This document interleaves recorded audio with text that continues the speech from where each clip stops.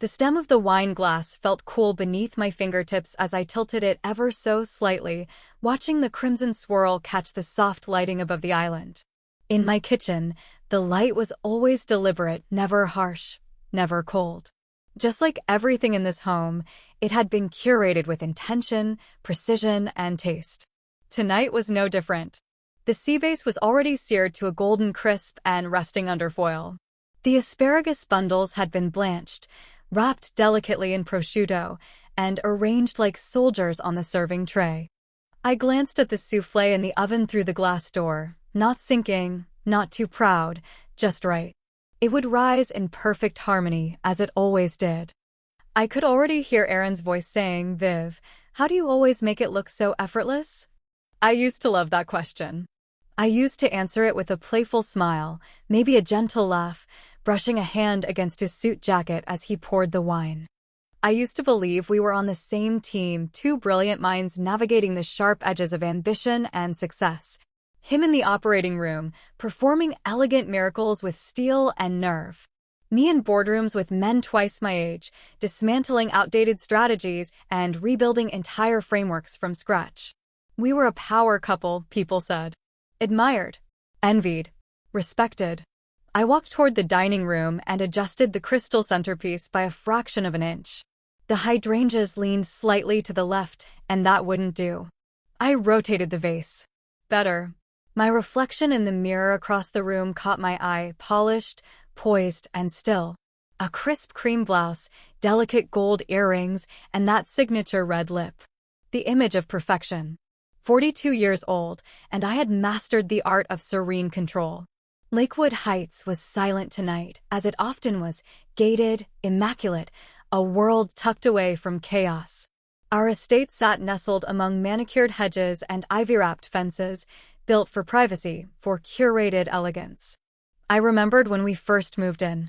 Aaron had marveled at the view, the custom-built wine cellar, the second-floor study I'd converted into a strategy den before the movers had even left. "This place fits us," he had said, arms around my waist as we stood on the back balcony, looking out over our future. I had agreed then. It had felt true. And now? Now I wasn't sure if the house fit us, or if I had simply bent myself into the shape of the house. It was a thought I had begun entertaining more often lately, usually between board meetings or on those long, quiet evenings when Aaron worked late and I chose not to ask where. But I knew. Somewhere along the line, I had become less of a wife and more of a silent steward to an empire he assumed would never crack. I moved back into the kitchen, checking the soufflé again. 2 minutes left. I adjusted the silver place settings, ensuring the alignment was exact, knife facing inward, fork 3/4 of an inch from the plate's edge. There was something meditative in the precision. I didn't do chaos. I didn't do mess. I executed. I calibrated. I succeeded. A timer chimed, soft and punctual. I opened the oven, carefully lifting the soufflé out and placing it on the cooling rack. It held its shape perfectly. I allowed myself a smile. Even the smallest victories mattered. As I arranged the final elements of the table, I allowed my thoughts to drift, not toward suspicion, not yet, but to the subtle erosion of partnership that had begun years ago. It wasn't one moment. It was a collection of them. The way Aaron stopped asking about my projects. The way his phone stayed face down at dinner. The sharp, almost imperceptible change in how he said my name. Less warmth, more detachment. A neurosurgeon's precision, applied to emotional distance. Still, I had played my part. We smiled at galas, we hosted with charm, we were photographed at the Children's Hospital benefit last spring looking like an aspirational ad for success. People said we were proof that you could have it all. They didn't know the cost. They never asked what all really meant. I leaned on the edge of the island, sipping my wine, watching the city lights shimmer beyond the terrace doors. The house was ready. The dinner was perfect. The image intact. And yet, something in me was shifting. I could feel it, a slow reorientation, like a compass realigning itself. I didn't know, not yet, what was coming. But I knew the center could not hold forever. So I stood there, in the house I'd built, in the life I'd engineered, and I waited. Not for Aaron. Not for compliments. Not even for gratitude. I waited for the clarity I could feel inching toward me like a tide. And when it came, I would not look away. It began with something small. Isn't that always the way? One moment I was browsing for a birthday gift for Aaron, something elegant but not sentimental, expensive without screaming it. I'd used his tablet for convenience, the one he kept in the kitchen drawer next to the wine keys. His Apple ID was still logged in. It wasn't unusual. We had always shared tech. No secrets, or so I believed. I was scrolling through options for vintage watches when a message preview popped up in the corner. Can't wait to feel you again. The sender, Lila Monroe. A name I didn't recognize at first. I stared at the words, trying to dismiss them, rationalize them, make them harmless. Perhaps it was a joke. A wrong number. A patient? But then the second message followed. The hotel in Lakeview, same suite as last week? My hands didn't tremble. I wish they had. I wish I could say I dropped the tablet or gasped or broke into tears. But I didn't. I simply closed the browser and opened the Messages app instead. And there it was. A string of exchanges dating back 6 months. Detailed. Explicit. Emotional. Dozens of photos, some taken in our guest house. I recognized the headboard, the rug I imported from Morocco last spring. My breath caught, not from heartbreak, but from the realization of how careless they'd been. Dr. Lila Monroe. She was a name now. A face. Young. 32, maybe. I remembered hearing about her in passing. Aaron had once mentioned a Monroe during a fundraising event, saying she was eager, a little green, but promising. I hadn't thought anything of it then. But reading their messages, I saw more than lust. I saw strategy. Lila spoke of their future, of phasing out Vivian, as if I were a department being quietly restructured. I stared at the words for a long time. Not out of pain, but out of fascination. Here was a man I had built a life with, a man I had covered for at board dinners when he arrived late from the OR, a man I had encouraged when he doubted his brilliance. And now, he was plotting my replacement with a woman who texted in emojis and had the gall to call me the Ice Queen. There were photos of them in ski gear, not from the Aspen trip he said was for a medical conference. Notes from Lila saying she couldn't wait to be Dr. and Mrs. Blake. They laughed about my cold dinners and soulless dinner parties. They fantasized about selling the Lakewood Heights estate. I scrolled, absorbing everything with eerie calm. No tears. No yelling. I read until the words began to blur, and even then, I kept reading. When I finally set the tablet down, the room was silent except for the ticking of the antique clock on the far wall. I walked to the sink and washed my hands not because they were dirty, but because I needed to do something that made sense. The water was warm. It steadied me. I poured myself another glass of wine, this time something heavier, and walked to the study. The leather chair welcomed me like a throne I hadn't claimed in a while. I sat, legs crossed, and thought. Not about the betrayal. That was already catalogued, labeled, filed away. I thought about the opportunity. Aaron and I built a life of appearances, beautiful, ordered, enviable. But under that polish was something brittle. Now, I understood why it had been fracturing. And unlike them, I wouldn't lash out impulsively. I wouldn't throw plates or leave weepy voicemails. I would plan. Because what they didn't know was this.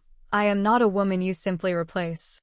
I spent the next few hours combing through his messages, taking screenshots, forwarding the most damning to my encrypted email. I created a new folder, Operation Cinder. A dramatic name, perhaps, but I found a small pleasure in it. I backed up everything on an external drive and locked it in my drawer. I looked up Lila Monroe next. Medical school in Florida. Residency at St. Avalon. Clean record, recently nominated for a research grant. Nothing suspicious on the surface. But I knew how to dig deeper. By midnight, I had already drafted a list of private investigators to vet in the morning. I wanted surveillance. I wanted bank records, calls, patterns. If Aaron was sloppy enough to leave this on a shared tablet, he was hiding more. He always thought of me as the polished wife who threw nice dinners and knew how to work a room. He'd forgotten what I truly was: strategic, observant, ruthless when needed. I stared out the study window, past the sculpted hedges to the dark, still lawn beyond. The estate that was supposed to be mine forever felt different now. Not tainted, no. Just transitional. Like a stage between acts. I wouldn't confront Aaron. Not yet. Let him believe he was safe a little longer. Let them both breathe in the illusion of control. Because the truth was, I had just woken up. And they had no idea who they were really playing with.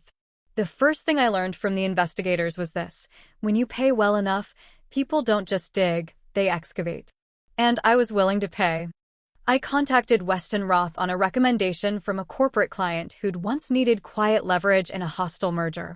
Weston wasn't flashy, but he was thorough, discreet, lethally efficient. I met him in a nondescript office downtown, the kind with frosted glass and forgettable carpeting. He listened carefully, took notes with a fountain pen, and didn't once ask why I wasn't crying. Within 2 weeks, he had confirmed what I already suspected. The affair wasn't new, and it wasn't confined to emotion and flesh. It was layered, transactional, and tangled in corruption. What surprised me wasn't that Aaron had cheated, it was that he had become so stupidly confident in the web he was weaving. Weston handed me the first batch of findings in a slim, leather folder. Photos, some of them in hotel elevators, others taken from a discreet drone hovering over the guest house. Aaron and Lila weren't hiding. Not really. Lila had even driven Aaron's car on occasion, using the gate code I'd personally programmed. I stared at one particular photo of them laughing at the dock behind the house, holding hands like teenagers. And I felt nothing. No heartbreak. Just a tightening resolve. Then came the financial records. Large deposits funneled through a shell consulting firm Aaron had registered in Delaware. On the surface, it looked like investment returns. But when Weston traced the incoming funds, the sources became clear: pharmaceutical kickbacks. Manufacturers thanking Aaron for promoting their latest neuroregeneration drug. It was subtle, almost elegant. Until it wasn't. The more we uncovered, the more grotesque it became. Falsified insurance claims for procedures never performed. Patients billed for surgeries that took half the time listed. Charts edited after the fact to justify inflated costs. And the worst part? Lila was complicit. She'd logged in after hours, altered reports, even vouched for patient complications that never existed. She was not a bystander. She was a co-conspirator. I spent my evenings cataloging everything: time-stamped images, copies of invoices, patient IDs. I printed the most damning pieces and stored them in a fireproof safe beneath my study floor. I wanted to see them, to feel the texture of the paper, to remind myself this wasn't a story I was telling myself. This was real. And dangerous. Aaron had always believed in his invincibility. He operated on the spine and brain, after all. He saved lives, cut out tumors the size of golf balls, stitched together nerves with the delicacy of a jeweler. People called him a miracle worker. I used to watch him from the gallery above the oar, proud of him. Proud of us. Now I saw him for what he truly was, a man who believed talent excused ethics. As the weeks turned to months, I expanded the scope. I contacted a medical attorney under a pseudonym and asked about anonymous reporting to the Medical Integrity Bureau. I spoke with a contact at the Federal Insurance Commission, quietly, of course. Weston helped me encrypt everything. We had backups on offshore servers, decoys to mislead snoops, and an evidence trail that could never be dismissed as coincidence. The beauty of the operation was how calmly it was executed. I continued to live as Aaron's wife. I attended galas. I smiled for photos. I hosted our annual winter fundraiser and even introduced him on stage with a speech about precision and compassion. People clapped. Lila was there too, glowing in a crimson dress, hovering near the open bar. She waved at me once across the room like we were friends. I smiled back. Let her believe in her little dream. In our home, I was patient. I never raised my voice. I never accused. I pretended not to notice when he came home late or showered before saying hello. I made him his favorite tea. I lay beside him, still and silent, and I listened to the soft snore that used to comfort me. Now it just reminded me how oblivious he had become. By the 6th month, the evidence was airtight. Weston had even uncovered internal hospital memos. Lila had recommended Aaron for a lucrative research contract, claiming he was a pioneer in off-label neurotreatment, a euphemism for unethical experimentation. She was staking her career on him. How poetic. And through it all, I didn't crumble. I didn't falter. Instead, I transformed. Every betrayal had sharpened me. Every lie had refined my edges. This wasn't revenge. This was reclamation. A correction. One evening, I stood in the guest house where they'd met countless times. I'd had it cleaned, sanitized, repainted. I even replaced the rug. I stood in the center and looked around, letting the stillness settle over me. Soon, everything would change.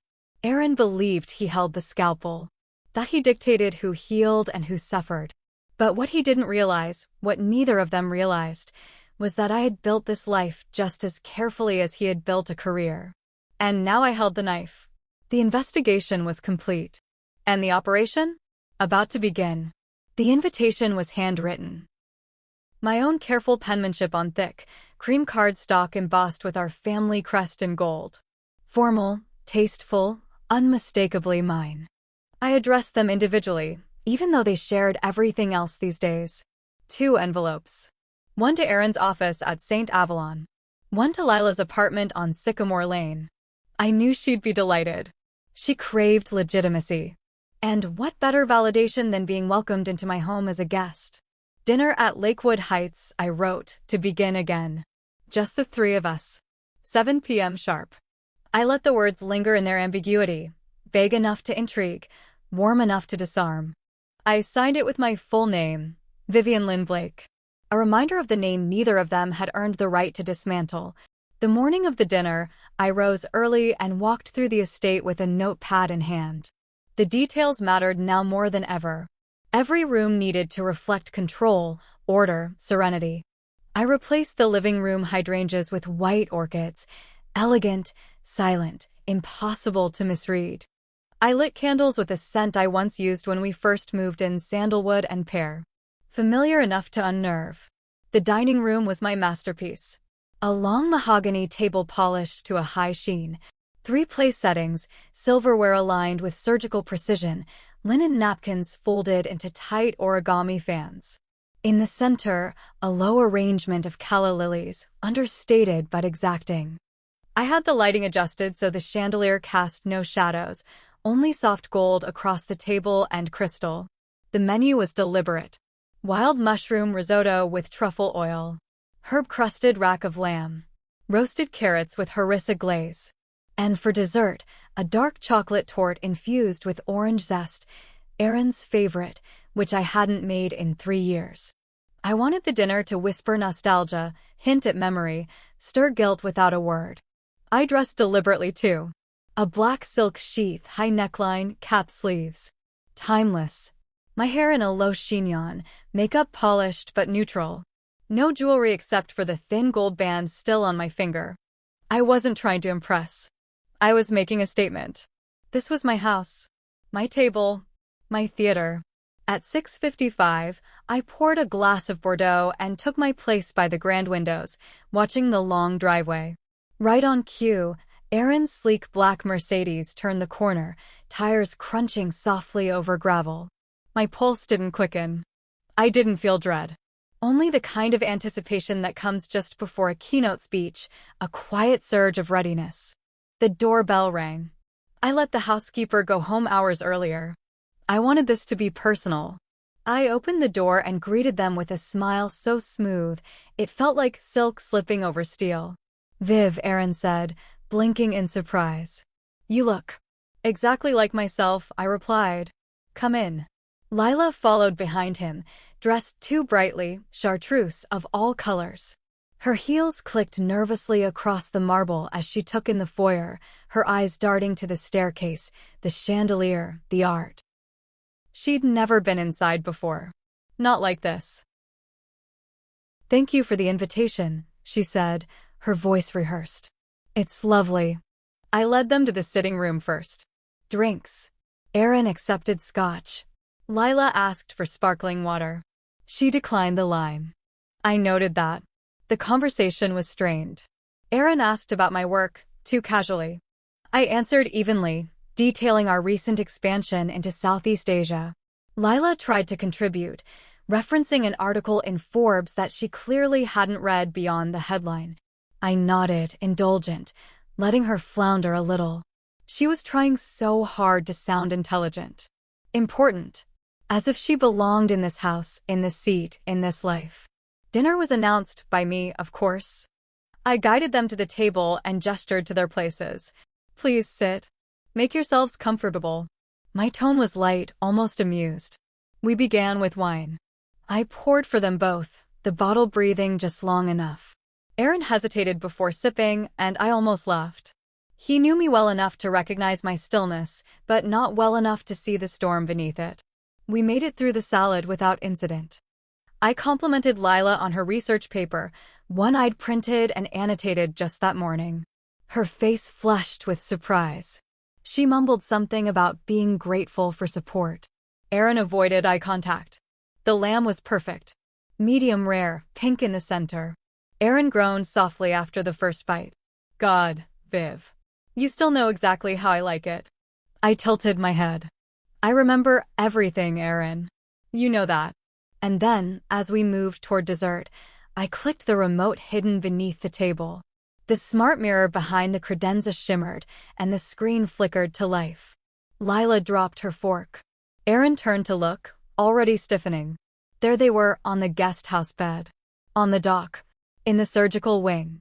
Every video stitched together in silent, damning succession. I didn't say a word. I let the footage speak. I let it breathe. Lila gasped, face drained of color. Aaron stood, stammering. "Vivian, what is this?" "Why?" I looked at him and smiled. "This, my dear," I said, "is the beginning." Aaron's glass tipped slightly as he stood, knuckles pale around the stem, and Lila sat frozen beside him, her fork halfway to her mouth. The footage on the mirror played in haunting silence, muted moans, secret smiles, careless whispers, all captured in high-definition clarity. The betrayal didn't just speak, it sang. Each scene carefully selected, perfectly framed, timed to wound, but never overwhelm.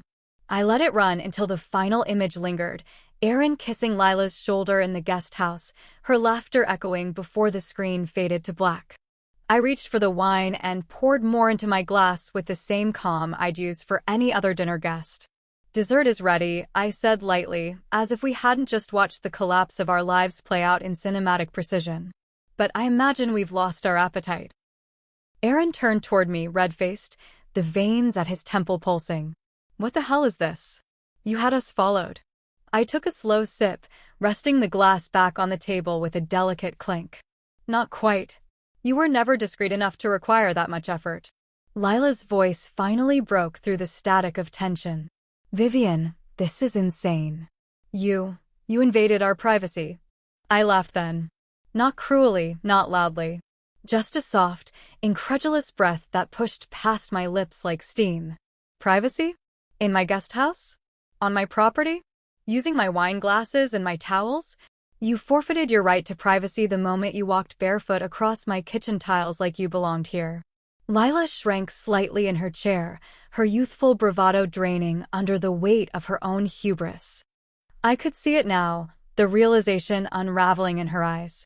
She thought she'd outmaneuvered me, that her charm and ambition had elevated her to some twisted form of equality. But she had mistaken access for power. I was done giving either. Aaron sank slowly back into his chair, pinching the bridge of his nose. "Viv, we need to talk, just the two of us." I raised an eyebrow. "Now you want intimacy?" I leaned forward slightly. "No, Aaron. There's nothing to discuss that Lila hasn't already read in your texts or whispered into your ear. Let's not insult each other with fantasies of exclusivity." He opened his mouth again, but I waved a hand. "Save it. There's more." I pressed a second button on the remote, and this time, the screen illuminated with images that had nothing to do with silk sheets or wine-soaked weekends. It began with spreadsheets, insurance billing logs, timestamps, patient codes. Then surveillance footage, Aaron exiting a surgical wing with a cooler he never logged. Lila typing into hospital systems after hours. Pharmaceutical rep meetings conveniently unreported. Their affair was tasteless. Their crimes, however, were precise. Calculated. Profitable. Lila stood now, panic blooming beneath her skin. What is this? Where did you get? Evidence, I said smoothly. Every claim. Every falsified record. Every after-hours access tied to both of your credentials. Aaron, you always told me medicine was about trust. So I trusted you. But then I remembered something you forgot. I've built empires with less information than this. Aaron's jaw tightened. He looked toward Lila, but her hands were trembling. She reached for her purse. We should go. I didn't stop her. Feel free. But take this with you. I reached beneath the table and pulled out 2 envelopes. I placed them neatly in front of their seats. One bore Aaron's name. The other, Lila's. Aaron opened his first. Divorce papers, thorough, final, signed on my end weeks ago. No assets spared, no room for negotiation. Lila's envelope was thinner, but just as deadly, a resignation letter addressed to the board of Street Avalon Medical Center. Effective immediately, it read, due to professional misconduct and breach of patient confidentiality. A copy had already been sent. This one was for her to admire. You're bluffing, Lila whispered, scanning the paper. You can't force me. I smiled. Can't I? Your credentials are already under review. The Medical Integrity Bureau has everything. But if you prefer an internal scandal over a federal one, I've offered you a very graceful exit. Aaron stared at the table like it might open and swallow him whole. You destroyed everything. No, I said, standing. You did. I'm just the one setting the table for the fallout. Neither of them moved. The mirror had gone dark, the wine untouched, the lamb now cold. I walked to the doorway, heels echoing like punctuation. Dinner's over, I said softly. And so are we. Aaron rose slowly, the envelope crumpled in his hand, and followed Lila out like a man walking away from a burning house, unaware he'd been carrying the match the whole time. I shut the door behind them. And for the first time in months, the silence wasn't heavy. It was clean. The moment the front door closed behind them, I stood still in the foyer, hand resting lightly on the polished brass handle, listening to the echo of their retreat. Their footsteps faded down the stone path, and the engine of Aaron's Mercedes hummed to life, then vanished down the long driveway. I stayed there a beat longer, allowing myself a breath, not of relief, not of triumph. Just a breath. It wasn't over yet. The dinner had been the beginning. Now came the real unveiling. I walked back to the dining room, collecting their untouched glasses and the envelopes left crumpled and abandoned. I placed them gently on the console table, smoothing the papers flat with a hand. These were not threats. They were transitions. And I wasn't finished. I returned to the study, switching on the overhead light. My safe was already open, files neatly organized inside, evidence cataloged by date, subject, and risk level. I removed the next set of documents and moved to the desk. Each folder was addressed to a specific entity, the Medical Integrity Bureau, the Federal Insurance Commission, and the Ridgeway Chronicle. Each recipient had already received a digital version, time-stamped and sent through encrypted servers. But I wanted physical copies in the world. Tangible proof. Paper burns slower than digital trails. I slipped the folders into courier envelopes and sealed them one by one, my name printed clearly in the return corner. There would be no hiding behind anonymous tips. I wasn't just blowing a whistle, I was ringing a bell loud enough to wake the dead. I called my courier contact, a former logistics executive who now ran high-security deliveries for private clients. She answered on the first ring. "They're ready," I said simply. "I'll be there within the hour," she replied. I hung up and leaned back in my chair, my eyes tracing the lines of the oak shelves that had once held framed photos of Aaron and me. I'd cleared those months ago. Replaced them with certificates, strategy awards, the few relics that reflected who I really was. Not a wife. Not a hostess. A strategist. An architect of outcomes. As I waited, I opened the laptop and accessed the mirror network Weston had helped me create. I watched as files populated across recipient servers, one to the medical board's internal affairs division, another to an investigative journalist at Ridgeway known for exposing hospital corruption. The evidence was damning: surgical records manipulated to justify excess charges, patient consent forms forged, pharmaceutical consultation fees that violated every known ethics guideline. I watched the timestamps shift green, confirming delivery. Irrefutable. Secure. Unstoppable. By the time the courier arrived, the house was silent again. She took the envelopes without question, giving me a single nod before vanishing back into the night. Just like that, the avalanche had been triggered. I poured another glass of wine, not to celebrate, but to mark the moment. I walked through the room slowly, letting the house exhale with me. No more pretending. No more curated smiles at fundraisers. No more hosting dinners where I sat across from a man who believed he could lie to my face and get away with it. That part of my life had ended the moment I hit play on the mirror screen. The next morning, the storm began. I watched the first ripple arrive on my phone just after 9 a.m. A news alert from the Ridgeway Chronicle: prominent neurosurgeon implicated in insurance fraud, under review by Medical Integrity Bureau. There was no photo yet, just Aaron's title and a vague summary of the accusations. But I knew the full report was coming. I had sent them everything, even the anonymous patient testimonies Weston's team had collected, dozens of people whose post-operative symptoms never matched their bills. Victims who didn't know they had been part of a profit scheme. By noon, the calls started. Colleagues. Investors. A few mutual friends from our earlier days in the city, each one tiptoeing around the topic with rehearsed concern. I let most of them go to voicemail. The ones I answered were brief. Yes, I've seen the reports. No, I can't comment. Yes, I'm fine. I gave them what they needed to hear and hung up before they could feed their curiosity further. Lila, of course, was faster to respond than Aaron. She called twice, then texted. Her messages grew more desperate with each ping. You did this. How could you? Then, you don't understand what you've set in motion. And finally, please. I can explain. I didn't respond. Aaron finally called at 6:42 p.m. I let it ring out. He tried again and again. On the fourth try, I picked up. Vivian, he said, voice raw. We need to talk. We talked, I replied. You remember. It was over lamb and surveillance footage. This is bigger than you think. I know exactly how big it is, I said calmly. That's why I made sure every agency got the full scope. You committed federal crimes, Aaron. Not just infidelity. Not just betrayal. You endangered patients. You profited from pain. There was a long silence. Then a sharp breath. You'll ruin everything. No, I corrected. You already did. I'm just making sure you're held accountable for it. I ended the call without waiting for another plea. That night, I sat by the fireplace, legs tucked beneath me, sipping wine and reading the Ridgeway article that had gone live just an hour earlier. The headline now included Aaron's name. The subheading mentioned a romantic accomplice and co-conspirator. They had used Lila's photo, one from the hospital gala last year, in a red dress that looked too bold for her spine. The real exposure had begun. And I wasn't hiding.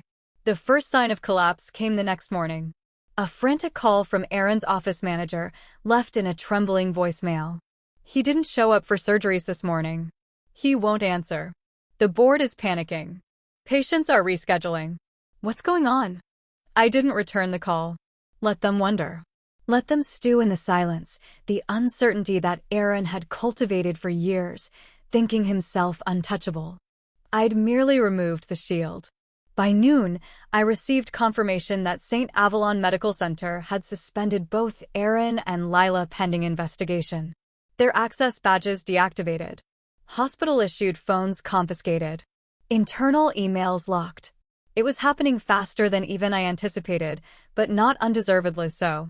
Weston kept a steady stream of updates coming in, headlines, legal notices, whispers from insiders. The damage was spreading like ink in water. I stood at the window of my study, watching a gentle spring rain bead against the glass. I thought of Aaron and Lila waking up that morning, phones buzzing, worlds shrinking. I imagined Aaron's expression when he realized his assets were frozen. Not by the hospital. By me. A month ago, I'd worked quietly with a financial strategist to separate and secure my own holdings, funneling everything I legally controlled into protected trusts. I'd closed our joint accounts and rerouted the liquid assets to foundations and philanthropic ventures under my sole name. Aaron's personal accounts, the ones tied to his shell company and consulting gigs, had been flagged and reported to the Financial Crimes Unit. He didn't even see it coming. For all his brilliance in the ore, he never anticipated that the woman across the dinner table would outmaneuver him before dessert. Their phones, too, had been sealed. Weston had looped in a cybersecurity team months ago, collecting every shred of digital evidence. Once we hit send, their data was subject to legal hold orders. Neither of them could delete a thing. Lila, who fancied herself clever, tried. I saw the alert within minutes. A failed attempt to factory reset her phone triggered a warning flag. Another mistake. Another nail. That evening, the news spiraled. A special segment on the Ridgeway Chronicle. Interviews with former patients. One woman, pale and trembling, detailed a procedure she hadn't agreed to but was billed for, a procedure Aaron had performed. Another described unnecessary painkillers prescribed post-op, then filled through a pharmacy tied to one of the companies Aaron received consulting fees from. Faces blurred, voices disguised, but the truth echoed through the screen. I watched it all in my living room, lights dim, wine untouched.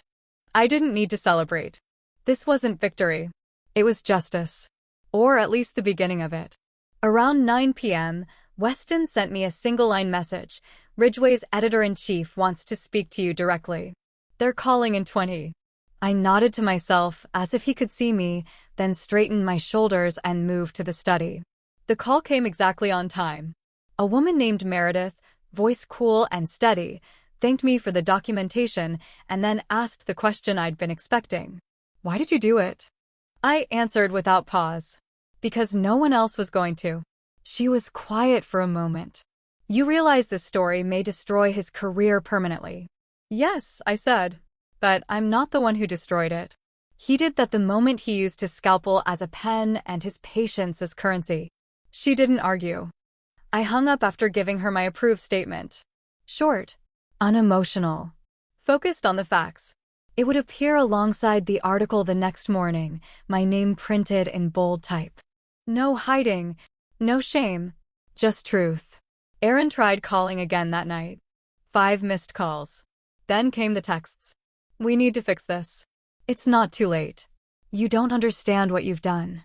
This can still be salvaged. Each message more desperate than the last. And then, finally, I made a mistake. Please, just talk to me. I stared at those words longer than I should have. Not because they moved me. They didn't. But because for the first time in years, I saw the truth behind them. He didn't miss me. He missed control. He missed his safety net. He missed the version of me that stayed silent while he played emperor. I set the phone down and walked to the balcony, stepping into the crisp night air. The garden lights shimmered below, illuminating the paths we once walked hand in hand. Now those paths belonged to me alone. And I was finally beginning to see the beauty in that. Lila hadn't contacted me again. Her silence said everything. She had likely realized by now that she wasn't just collateral, she was culpable. Her resignation had been submitted. The hospital's legal team was already interviewing residents and administrative staff. Her name would be tangled in every branch of the investigation, whether she spoke up or not. But the story wasn't over. The real unraveling had just begun. Aaron's empire, so carefully constructed, so ruthlessly protected, was crumbling. And he could no longer stop it. Every thread he'd tried to hide was exposed now, and I was holding the scissors. Not out of revenge, but out of resolve. The doorbell rang at precisely 7:06 a.m. I had been expecting it, yet the sound still cut through the stillness of the house like a blade. I stood in the kitchen, coffee in hand, eyes locked on the front door. The sun had barely risen, casting a pale gold glow across the marble floor, but the day had already begun to turn. I didn't rush to answer it. I wanted them to wait, just a little. Let them feel the weight of anticipation that had settled in my bones for months. Let them breathe the air of consequence. When I opened the door, 3 men stood on the porch. 2 wore navy jackets marked with Federal Bureau of Medical Integrity. The third, a detective in a charcoal suit, held a folder in one hand and a badge in the other. "Vivian Lynn Blake?" the detective asked. "Yes." He nodded once. "We're here for Dr. Aaron Blake. Is he home?" I shook my head. "No, but I can give you his current schedule and address. He typically starts rounds at St. Avalon around 7:30. That is, if he hasn't been barred from the premises already." The man gave a tight smile. "He has. Thank you. We'll be making contact today." Behind him, one of the agents added, "We'll also need to serve a subpoena to a Dr. Lila Monroe. Do you happen to know her location?" I didn't answer with words. I stepped aside and handed them a folder, already prepped, labeled, and sealed. Inside were copies of Lila's lease, her daily schedule, and security footage of her most recent visits to my home. Their eyebrows lifted slightly, but they didn't ask questions. "She usually jogs in the park around 6:45, I said. "She'll be back home by now. She prefers almond milk in her coffee, which she orders from the cafe on Sycamore and 10th. Her barista's name is Kevin." The younger agent looked startled. "That's specific." I believe in being prepared. They took the file, thanked me, and turned to leave. I watched them go with a stillness I had earned. Not through rage or chaos, but through meticulous execution. Through restraint. I closed the door gently behind me. No slamming, no satisfaction, just finality. The news hit within hours. Aaron had been arrested on charges of medical fraud, illegal billing, and criminal conspiracy. Lila had been detained for unauthorized access to patient files and obstruction of an ongoing investigation. I saw the grainy video footage captured by a passerby, Aaron outside the hospital, flanked by agents, his face pale and stunned. He didn't resist. He looked small, shrunken. Nothing like the man who once commanded operating rooms like a general leading troops into battle. I stood in the center of my living room, phone buzzing with alerts, and watched the television in silence as a reporter detailed the arrest. They showed B-roll footage of the estate, a few professional photos of Aaron at fundraisers, clips of him receiving a humanitarian award last year. The contrast between the image and the reality was jarring. To the public, this was a shocking fall from grace. To me, it was the truth finally catching up. Weston called just after lunch. "It's done," he said simply. "The media knows everything you sent them. The agencies have what they need. And based on what I've heard, Lila's already folding." I took a slow breath. Good. She's angling for a deal. Claims she was coerced. I gave a dry laugh. Of course she does. Tell the attorneys not to accept anything less than full cooperation. Names. Dates. Passwords. If she wants leniency, she'll have to bleed for it. He didn't argue. "You did it, Vivian. Clean. Flawless." No, not flawless. There had been damage. Wounds. Bruises I didn't show. But yes, I had done it. Not just to protect myself, but to pull up the rot from the roots. That evening, I poured a glass of Bordeaux, the one Aaron had ordered for our 10th anniversary, a vintage I'd once reserved for milestones. I sat on the balcony as dusk settled over the estate. The garden lights flickered on below. The house was quiet now. Mine again. No hidden texts. No whispered lies in the guest house. No footprints that didn't belong. The headlines continued to multiply. Every news outlet had a take. Neurosurgeon behind bars. Medical whistleblower exposes fraud ring. Insider turns informant in multi-million-dollar scheme. One even called me the woman who brought down the Blakes. It made me laugh, a sound sharper than I expected. They still didn't get it. I didn't bring Aaron down. He did that to himself. I simply opened the door and let the world see. By midnight, I received confirmation that Lila had confessed to her role in the scheme. She would testify against Aaron in exchange for reduced sentencing. I closed the message, turned off the lamp beside me, and looked into the quiet dark. Justice had arrived. Not in flames. Not in fury. But in formality. In paperwork. In the weight of truth pressing down like gravity. And I was finally free to exhale. 3 months. That's how long it took for the dust to settle, for the frenzy of headlines to quiet, for the voices to stop whispering in the lobbies of hospitals and courtrooms. But the silence that followed wasn't peace, it was the stillness of a landscape reshaped by fire. And I was still standing in the center of it, untouched, resolute. Aaron pled guilty on all counts. 15 years in federal prison with no chance of early release. I didn't attend the sentencing.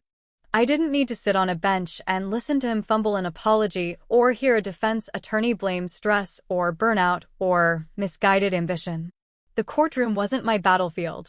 I'd already won where it mattered. Instead, I sat in my garden that morning, coffee in hand, the scent of jasmine in bloom. I imagined the moment they cuffed him again, walked him through the gallery while the cameras clicked, and how it must have felt to realize no one, no hospital board, no investor, no benefactor, was coming to save him. I wondered if he looked for me in the crowd. He shouldn't have bothered. I had already turned the page. Lila lost her medical license within weeks of her confession. She testified, tearfully, about how she'd been manipulated, pressured, misled. How Aaron had used his authority. It was a performance, but an effective one. She avoided prison time by turning informant, offering names and documents that helped indict others involved in the pharmaceutical kickback scheme. She thought she was saving herself, but in truth, she was still a pawn. Just no longer in my way. The divorce was finalized with surgical precision. Every asset dissected, every detail executed exactly as I planned. Aaron contested at first, tried to keep the Aspen house, his vintage watch collection, even the art pieces I'd curated. He lost every motion. I had anticipated every argument, every trick, and responded with documentation so thorough the judge complimented the efficiency. When it was over, he was left with almost nothing. Not even the wine cellar. I sold the Aspen property first. Then the Hamptons retreat. Then the downtown condo with the rooftop garden he used to claim was his sanctuary. Every transaction closed quickly, cleanly. I donated the profits to the Medical Fraud Victims Alliance, a foundation I created, funded entirely by the liquidation of what used to be ours. The press loved it. But I didn't do it for the headlines. I did it because someone had to make restitution for the harm he caused. Patients who'd been lied to. Families billed for surgeries they didn't need. People who trusted him the way I once did. They deserved more than apologies. They deserved someone to stand up, to say enough. Then came the wine collection. He'd once spent hours cataloging vintages, treating bottles like old friends, especially the Bordeaux we saved for milestones. I boxed every last one. Some I sold. The rarest I donated to an auction benefiting whistleblower protections. But I kept one bottle. The one he said we'd open for our 25th anniversary. It sat alone on the marble bar, a reminder of what could have been. What never was. My name began appearing in places it never had before. Panel invitations. Advocacy roundtables. A board seat offer from a healthcare ethics foundation. At first, I declined everything. I needed time. I needed to remember who I was without Aaron's shadow stretching across every decision I made. It's strange, rebuilding a life you thought would never change. But it's not hollow. It's clarifying.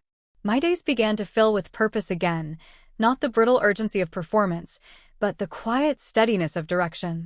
I returned to the office after a brief leave, and for the first time in years, I walked into the boardroom and felt wholly mine. My strategies were sharper. My voice carried a new weight. I didn't flinch when the room quieted as I entered. I welcomed it. Some of the women in my life, friends, colleagues, even strangers, began to reach out. Some just to say they were watching. Others shared their own stories. About betrayals. About systems that protected powerful men. About moments they stayed silent because they didn't know how to fight back. I answered every message. I met some of them for coffee. Others I supported quietly, connecting them with attorneys or resources, or simply the reassurance that they weren't alone. Because that's the truth I hadn't fully grasped until now. None of this was just about me. Yes, it had begun with a betrayal in my own home, but what unraveled from it was a web that touched countless others. And if I could help one person see the threads clearly, then none of this pain had been in vain. On the day the final property sold, I stood on the steps of the Aspen house one last time, wind tangling through my coat. I didn't linger. I didn't cry. I turned the key over to the agent, stepped into the car, and never looked back. I was done living in rooms Aaron had touched. I was building something new, brick by brick, word by word, truth by undeniable truth. And I finally understood, sometimes the aftermath isn't ruin. Sometimes it's rebirth. The air on the balcony was crisp, the kind of early autumn chill that hinted at endings, but carried the quiet promise of something new. I stood barefoot on the cool stone, a glass of Bordeaux in hand, one of the last bottles I'd kept from the old collection, meant for a celebration that never came. Once, this wine had been reserved for anniversaries, for toasts between husband and wife while music played softly and the world outside our estate seemed far away. Tonight, it belonged to me.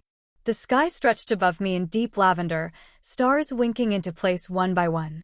Below, the garden glowed in soft pools of light. I had it redesigned in the weeks following the final property sale, stripped of its symmetry, its rigid perfection, replaced by gentle curves and flowering chaos. I wanted something that felt alive again, something that wasn't manicured into silence. I stood there, overlooking the very land where I once thought I'd grow old with Aaron, and for the first time, I didn't feel betrayed. I felt unburdened. Inside, the house had changed too. The guest house where they'd hidden their affair had been gutted, transformed into an airy studio filled with natural light and blank canvases. I didn't paint. Not really, but sometimes I walked in barefoot, sat by the window, and sketched nonsense. Shapes, lines, movement.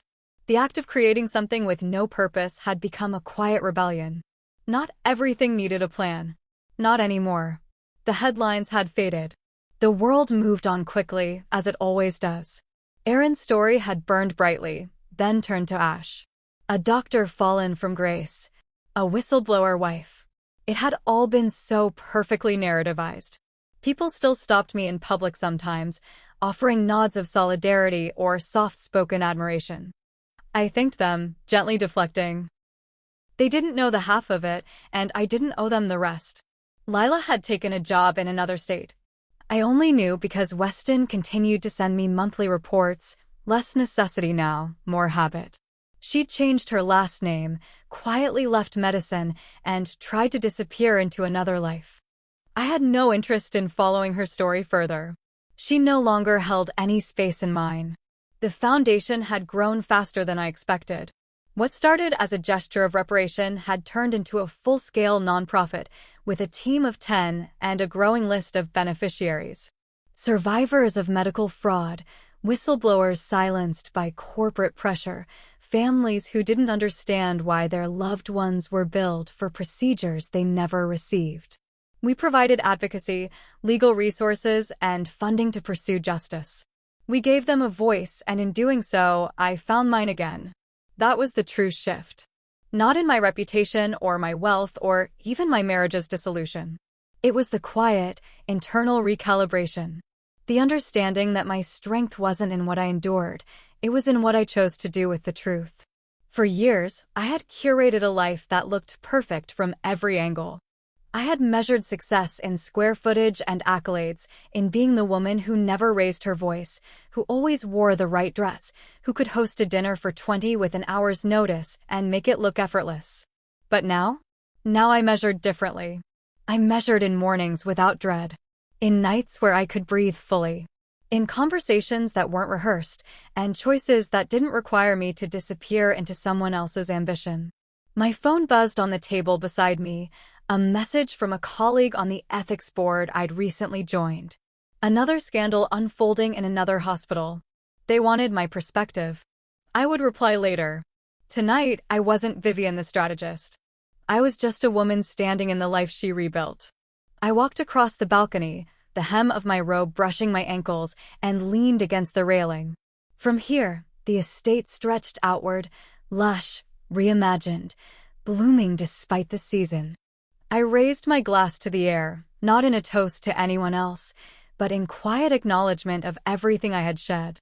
I no longer needed someone to stand beside me to feel complete. I no longer sought validation in the eyes of a man who had confused charm with character. I no longer feared the silence of my own company. From the ashes of betrayal, I had risen. Not in rage, not in vengeance, but in clarity. And if there was one thing I knew for certain, it was this: I would never again silence my instincts to preserve someone else's comfort. I took a slow sip of wine, savoring its warmth, and let my gaze wander across the horizon. The future no longer frightened me. It was unwritten, wild, and mine. And for the first time in a very long time, I was free.